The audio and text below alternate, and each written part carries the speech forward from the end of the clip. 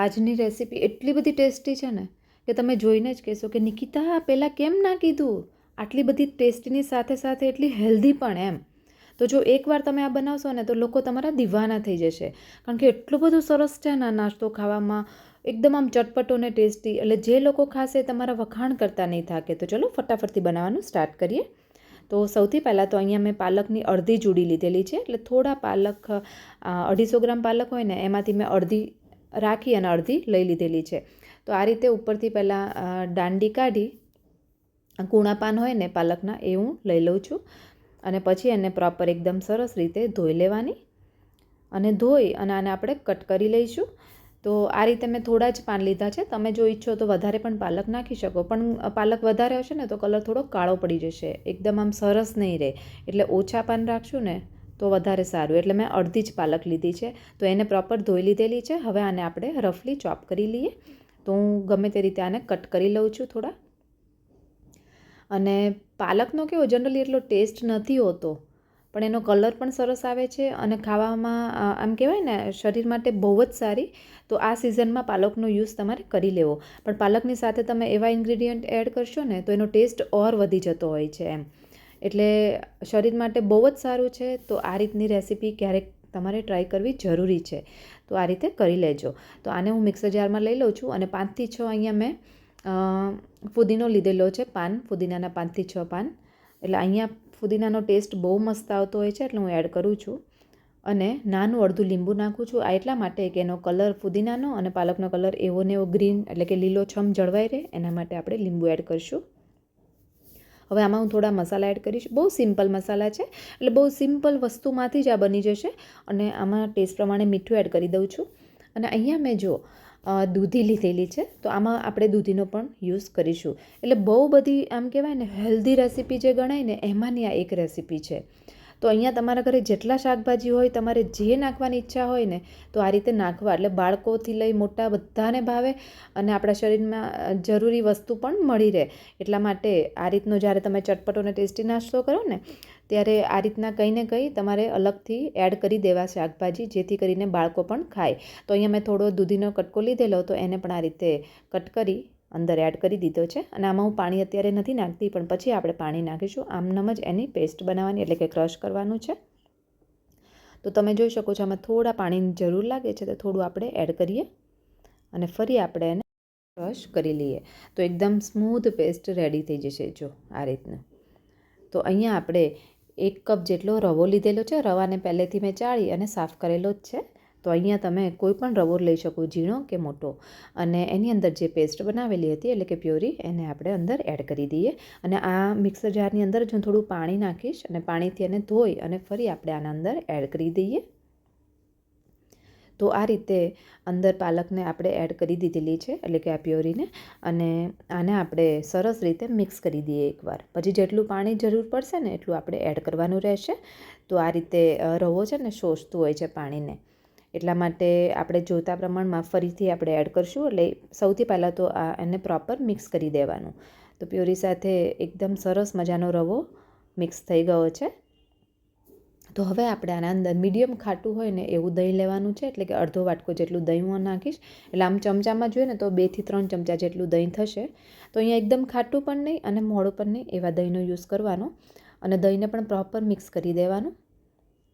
તો આ રીતે એનો ટેસ્ટ બહુ જ સરસ આવતો હોય છે. અને સરસ રીતે એ રાખ્યા વગર પણ એમ કહેવાય ને સરસ મજાની ઇડલી બનીને રેડી થશે આની. અહીંયા આપણે નાની નાની ઇડલી બનાવવાના છીએ આની. તો એટલા માટે આપણે અહીંયા 2 ચમચા જેટલું દહીં લીધેલું છે અને થોડું પાણી એડ કરી અને મિક્સ કરીએ. હવે આ કન્સિસ્ટન્સી કેવી રાખવાની આગળ જોઈશું, પણ આ રીતે પહેલાં થોડું પાણી એડ કરી બધો રવો એકદમ પ્રોપર મિક્સ થાય ને એ રીતનું પાણી એડ કરવાનું. અને પછી એને ઢાંકી અને 15 મિનિટ માટે રેસ્ટ આપવાનો છે. હવે 15 મિનિટ રેસ્ટ થાય ત્યાં સુધી આપણે બીજી પ્રિપરેશન કરવાની. તો એના માટે કેપ્સિકમ, ટમેટું અને ગાજર મેં લીધેલા છે. અહીંયા તમારી પાસે મકાઈ, કોબીજ, તમારે જે નાખવું હોય તમે એડ કરી શકો. મારી પાસે મકાઈ હતી, પણ થોડો બાફવાનો ટાઈમ નહોતો. અને જો મકાઈ બાફીને નાખશો ને તો વધારે મસ્ત લાગતી હોય છે અને એકદમ આપણને એમ કે પેટમાંય ના દુખે એમ બાળકોને ખાવાથી. એટલા માટે મકાઈને આમનામ યુઝ કરવા કરતાં બાફીને આના અંદર એડ કરી શકો તમે. અત્યારે હું એડ નથી કરતી, તો અહીંયા મેં ખાલી કેપ્સિકમ લીધું છે. આ બધી વસ્તુને પહેલેથી ધોઈ લીધેલી છે પ્રોપર, અને ધોઈ અને આને લાંબી કટ કરીશ. અહીંયા તમે પીસમાં પણ કટ કરી શકો, તમારા ચોઈસ પ્રમાણે તમારે કટ કરવાનું રહેશે. હવે કેપ્સિકમ કટ થઈ ગયા છે, તો આપણે ગાજર પણ થોડું લઈ લઈએ. અહીંયા તમારે ચોઈસ પ્રમાણે તમારે ઓછું બધું નાખવાનું. એટલે આપણે આ ગાજરને ધોઈ લીધું છે, એટલે ઉપરથી પહેલાં છાલ કાઢી લઈએ અને એના પીસ કરી લઈએ. હવે અહીંયા ટમેટું લીધેલું છે, ટમેટાનો ઉપરનો ભાગ હું કાઢી દઉં છું અને એને કટ કરી દઈએ. અને વચ્ચેનો જે બીનો ભાગ છે ને એને પણ હું કાઢી દઉં છું. આમાં તમારે એડ કરવો હોય તો કરી શકાય, પણ મેં અત્યારે કાઢી દીધેલો છે. અને એટલે મતલબ એક સરખા પીસ થાય એટલા માટે. અને એ જે છે એ હું દાળ શાકમાં યુઝ કરી લઈશ, વચ્ચેના ભાગને ટમેટાના. અને આ રીતે એને લાંબી સ્લાઇસમાં કટ કરી દઈએ અને વચ્ચેથી પણ કટ કરી દઈએ. વધારે લાંબુ નથી રાખતી હું અત્યારે, એટલે તમારા ચોઈસ પ્રમાણે તમારે વેજીટેબલ એડ કરવાના રહેશે. અને અહીંયા મેં ઊંડું તપેલું મૂકેલું છે, એટલે અહીંયા તમે સ્ટીમર કોઈ પણ લઈ શકો. એટલે તમારી પાસે જે હોય એ પ્રમાણે ઇડલીનું સ્ટેન્ડ લઈ શકો. અહીંયા મારી પાસે નાની ઇડલીનું સ્ટેન્ડ છે, એને મેં લીધેલું છે. તો એને આ રીતે તેલ એડ કરી ગ્રીસ કરી લઈશ પહેલાં તો આ રીતે ઇડલીના સ્ટેન્ડમાં આ જે નાની ઇડલી આવે છે ને એને હું તપેલામાં જ સીધું મૂકવાની છું. અહીંયા તમે કુકરનો યુઝ પણ કરી શકો. તો આપણે 15 મિનિટનો રેસ્ટ થઈ ગયો છે, તો આપણે એને જોઈ લઈએ એકવાર, અને એકવાર હલાવી દઈએ. જો એકદમ સરસ રવો પલળી ગયો છે. હવે આના અંદર આપણે પાણી એડ કરવાનું રહેશે. કન્સિસ્ટન્સી કેવી રાખવી એ જોઈ લઈએ. તો થોડું પાણી એડ કરતા જઈએ અને આ રીતે એને મિક્સ કરતા જઈએ. એકદમ પ્રોપર મિક્સ થઈ જાય ને એટલે તમે જોઈ શકો છો એકદમ સરસ સ્મૂથ બેટર રેડી થઈ જશે. અને મેં પાણી અહીંયા અડધો કપ જેટલું કર્યું. તો આ રીતની એક રિબન પડે ને એ રીતની કન્સિસ્ટન્સી રહેવી જોઈએ. જો એક સરખી ધાર થવી જોઈએ, તો એ રીતનું રાખવાનું, પાણી એડ કરવાનું. અને એના અંદર ટેસ્ટ પ્રમાણે મીઠું એડ કરી દઈએ હવે, અને પ્રોપર મિક્સ કરી દઈએ. તો તમે જોઈ શકો છો એકદમ સરસ મજાનું સ્મૂથ બેટર બનીને રેડી થઈ ગયું છે. તો આ નાસ્તો એકદમ ઇન્સ્ટન્ટલી બની જાય છે અને ખાવામાં ટેસ્ટીની સાથે હેલ્ધી પણ છે. તો ગમે ત્યારે તમે આ બનાવીને ખાઈ શકો છો. સવારના નાસ્તામાં હોય, બાળકોના ટિફિનમાં હોય, કે લંચ બોક્સમાં પણ આપી શકાય, અથવા તો તમે રાત્રે જમવામાં પણ બનાવી શકો. તો આને બેટરને હું થોડું અલગ કાઢી લઈશ, કારણ કે આપણે આમાં સોડા થોડો એડ કરવાનો છે. તો અહીંયા 1/3 ટીસ્પૂન જેટલો સોડા એડ કરશું. એટલે 2 સ્ટેન્ડ થાય ને એટલું મેં બેટર, એટલે કે 3 ચમચા જેટલું કાઢી લીધું છે.